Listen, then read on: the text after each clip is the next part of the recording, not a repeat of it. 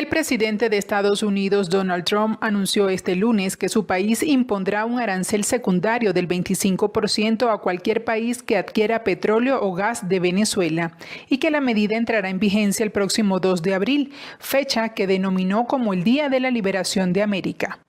En su mensaje compartido en su red Truth Social, Trump explicó que será una medida secundaria por enviar de forma deliberada y engañosa a decenas de miles de delincuentes de alto rango y de otros tipos, muchos de los cuales aseguró son asesinos y personas de naturaleza muy violenta. El presidente estadounidense destacó que entre las bandas enviadas a Estados Unidos se encuentra el Tren de Aragua, designado como organización terrorista extranjera. Agregó que están en el proceso de devolverlos a Venezuela, pero el país ha sido muy hostil con Estados Unidos. La decisión fue adoptada luego de la llegada de 199 migrantes desde Estados Unidos a través de Honduras y tras la polémica deportación de más de 230 venezolanos a una cárcel de El Salvador, acusados de pertenecer a la banda Tren de Aragua. Estados Unidos ya había levantado la licencia que le permitía a Chevron operar en Venezuela, una acción que golpea significativamente las finanzas del país, pues la transnacional petrolera aportaba al menos 30% de las divisas que necesita el mercado. La Oficina de Control de Activos Extranjeros del Departamento del Tesoro de Estados Unidos emitió una nueva licencia que extiende la permanencia de Chevron en Venezuela hasta el 27 de mayo. La medida, contemplada en la Licencia General 41B, reemplaza la autorización previa conocida como Licencia 41A, que vencía el próximo 3 de abril. Según informó la OFAC, la compañía estadounidense podrá seguir operando en el país hasta las 12:01 de la tarde del 27 de mayo. La decisión otorga a Chevron más de un mes adicional para continuar sus actividades, las cuales incluyen su participación en 3 empresas mixtas con PDVSA, 2 situadas en Anzoátegui y una más en el estado Zulia. Durante la administración de Joe Biden, la Casa Blanca autorizó en noviembre de 2022 que Chevron reanudara sus operaciones en Venezuela. Sin embargo, el pasado mes de febrero, el presidente Donald Trump anunció que revocaría dicha licencia, argumentando que el régimen de Nicolás Maduro no estaba cumpliendo con los acuerdos de deportación y carecía de garantías democráticas. El pasado 4 de marzo, la OFAC emitió la licencia 41A que establecía el cese de operaciones de la petrolera estadounidense en el país con un plazo hasta abril. No obstante, The Wall Street Journal reveló que ejecutivos de la petrolera sostuvieron recientemente una reunión en la Casa Blanca, donde se negoció la posibilidad de extender ese permiso, lo cual fue confirmado con la publicación de la nueva licencia. La Oficina para el Hemisferio Occidental del Departamento de Estado de Estados Unidos señaló que esperan que el reinicio de vuelos de deportación sea una constante con Venezuela. Desde el departamento agradecieron el respaldo de Honduras y su presidenta Xiomara Castro, que ha servido de puente en 2 ocasiones para la repatriación de venezolanos desde Estados Unidos. Indicaron que esperan mantener un flujo constante de vuelos de deportación a Venezuela en el futuro y así combatir la inmigración ilegal que aseguran ha afectado a Estados Unidos. Este lunes llegaron a Venezuela 199 migrantes ilegales provenientes de Estados Unidos, luego que fueron suspendidos a inicios de marzo, cuando la Oficina para el Control de Activos Extranjeros del Departamento del Tesoro de Estados Unidos canceló la licencia general número 41 que permitía a la petrolera Chevron operar en Venezuela. El dirigente opositor Américo de Gracia, detenido en el contexto de crisis postelectoral, cumplió 7 meses tras las rejas y su estado de salud ha sufrido un deterioro alarmante, tal como lo denunció la organización no gubernamental venezolana Justicia, Encuentro y Perdón. Según la ONG, de Gracia padece múltiples afecciones graves, entre ellas infección pulmonar, trastornos prostáticos, problemas digestivos, dolores crónicos y complicaciones neuromusculares. Sin embargo, hasta la fecha asegura no ha recibido la atención médica necesaria. Sus familiares han expuesto los llamados de alerta y solicitudes sobre la atención que requieren, pero no reciben respuestas. Desde la ONG piden al Estado garantice el acceso a atención médica adecuada a todas las personas privadas de libertad, especialmente aquellas con condiciones de salud graves. Solicitan se garantice el acceso de su familia para que pueda brindarle el apoyo emocional y afectivo que tanto necesita en este crítico momento.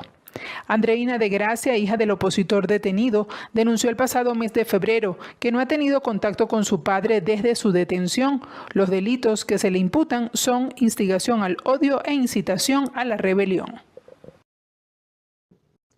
Un nuevo racionamiento eléctrico para los empleados públicos fue anunciado para las próximas 6 semanas por parte del régimen de Nicolás Maduro. Consultamos al ingeniero electricista Miguel Lara la efectividad de esta medida para la recuperación del sistema eléctrico. Para Miguel Lara, las plantas eléctricas y termoeléctricas han colapsado por falta de mantenimiento, situación que debe ser una de las prioridades para fortalecer el sistema con mayor inversión y mantenimiento, especialmente en la época de sequía. El comunicado es específico que el problema es en la región andina. Los embalses en la región andina tienen una característica que son de poca capacidad de almacenamiento, o sea, ellos no se pueden usar de manera intensiva por mucho tiempo seguido y porque se van a agotar, van a llegar a sus niveles mínimos operativos y hay que parar las unidades que están instaladas allí. Esos embalses tienen que ser administrados con el criterio de que estamos en época seca y que si tú los usas de manera intensiva no lo debes usar de manera de que no lo agotes porque vas a tener que parar la unidad. Allí se ha hecho un esfuerzo en la zona occidental. La información que yo tengo de esa área es que básicamente hicieron una buena recuperación de todo el parque hidroeléctrico, las unidades, y posiblemente las empezaron a usar de manera, porque ahora tengo disponibles. Entonces están disponibles, están paradas, pero no tienen el combustible que la mueve, que es el agua. Entonces lamentablemente pues el camino que queda es racionar en la región andina. Lara explicó que el sistema eléctrico nacional es deficitario y no es suficiente en generación, transmisión e ingresos. Las fallas siempre ocurren en los sistemas eléctricos, ¿no? Hay fallas por problemas de vegetación cuando tú no haces el mantenimiento apropiado y si llueve y te crece la vegetación, te ocasiona falla. Y si está en la época seca y se incendia y no está bien mantenido las vías de los corredores de las líneas, también te fallan las líneas. Las máquinas faltan más que por falta de inversión por un mantenimiento deficiente, que también sabemos que está indisponible y no ha sido y se requiere para que el sistema pueda tener un desempeño confiable y seguro, pues, para tener un servicio continuo. Eso no lo tiene el sistema eléctrico venezolano actualmente. Asimismo, el especialista enfatizó que a pesar de que los racionamientos anunciados pueden ser paliativos menores, no son suficientes para superar la crisis y el déficit de generación eléctrica que arrastra desde hace varios años Venezuela. Rusia y Estados Unidos se reiniciaron este lunes en negociaciones en la capital saudí, Riad, para buscar el camino hacia un posible alto al fuego en la guerra en Ucrania. Así lo informó la agencia oficial rusa TASS. Las conversaciones se realizan en el Hotel Ritz-Carlton. La delegación rusa la encabezan el presidente del Comité de Asuntos Internacionales del Senado ruso, Grigori Karasin, y Sergei Beseda, asesor del director del Servicio Federal de Seguridad. Para el Kremlin, la prioridad de Rusia en las negociaciones con Estados Unidos es la seguridad de la navegación en el Mar Negro. Entre tanto, las delegaciones de Ucrania y Estados Unidos también se reúnen por segunda vez en Arabia Saudí, una vez termine el encuentro que mantienen también en Riad, emisarios de Washington y Moscú, según señaló la televisión pública de Ucrania, Suspilne. Según la fuente consultada por EFE, los representantes de Estados Unidos y de Rusia analizan lo acordado por Washington con la parte ucraniana en el encuentro que los enviados de la administración Trump mantuvieron el domingo con la delegación de Kiev. En la madrugada de este 24 de marzo, las autoridades de Perú llevaron a cabo un operativo de gran escala en simultáneo en 3 centros penitenciarios de Lima y Callao, que se encuentran en estado de emergencia desde hace una semana debido al aumento de la criminalidad que afecta al país. Habla el ministro de Justicia, Eduardo Arana. Es importante destacar que estas medidas que estamos actuando se vienen realizando con frecuencia y ahora en el marco del estado de emergencia las estamos intensificando para que se establezca nuevamente y se ratifique la autoridad al interior de los penales. Arana detalló que agentes del Ejército y de la Policía revisaron las celdas, patios, pasadizos y áreas comunes y realizaron una revisión corporal a los presos en busca de sustancias ilícitas y otros objetos con el propósito de neutralizar acciones de organizaciones criminales. El gobierno de Perú declaró hace una semana el estado de emergencia en Lima y Callao, donde vive 1/3 de los peruanos, lo que implica que la policía mantiene el control del orden interno con acciones de apoyo de las Fuerzas Armadas, para lo cual la institución policial determina las zonas donde se requiera dicho apoyo. El estado de emergencia estará vigente por 30 días y durante este periodo queda restringido el ejercicio de los derechos constitucionales relativos a la inmunidad de domicilio, libertad de tránsito por el territorio nacional, libertad de reunión y libertad y seguridad personales. El gobierno de Javier Milei anunció este lunes que desclasificará toda la información y documentación relacionada con el accionar de las Fuerzas Armadas de Argentina durante la última dictadura militar entre 1976 y 1983, cuando se conmemora otro aniversario por el Día Nacional de la Memoria por la Verdad y la Justicia. Contar la historia completa es una tarea crucial en este camino.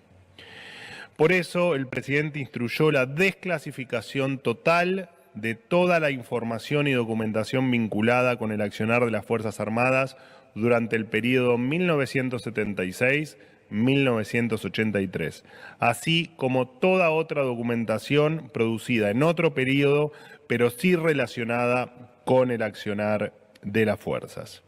Esta decisión responde al cumplimiento del Decreto 4 del año 2010, que, si bien se dictó hace ya 15 años, nunca fue implementado completamente.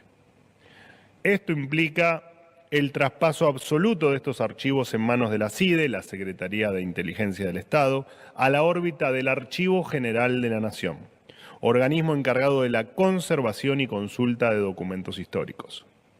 Durante décadas, los archivos en manos de la CIDE permanecieron en las sombras y solo los gobiernos de turno tuvieron acceso a esta información secreta. A pesar de eslóganes vacíos sobre su compromiso con la verdad, la memoria y la justicia, estos documentos fueron utilizados como un botín de guerra, vaya a saber uno con qué objetivo.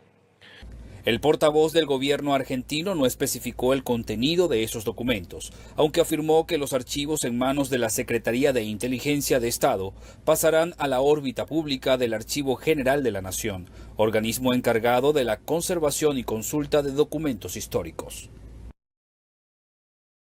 El gobierno mexicano creará una plataforma única de identidad, una base nacional de carpetas de investigación de personas desaparecidas y el Sistema Nacional de Alerta, Búsqueda y Localización de Personas tras la polémica del campo de adiestramiento del narcotráfico en Teuchitlán, Jalisco. Nosotros tenemos la responsabilidad como gobierno de atender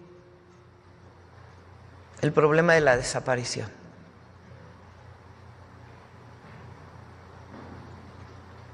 Y la estamos atendiendo y la vamos a seguir atendiendo.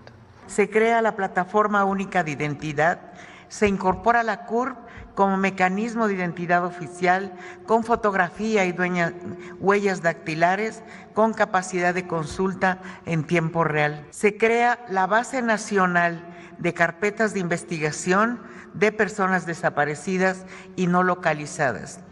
Es obligatorio alimentar y actualizar el Banco Nacional de Datos Forenses, está a cargo de la Fiscalía General y por parte de las fiscalías locales y tribunales la obligación de alimentar este banco.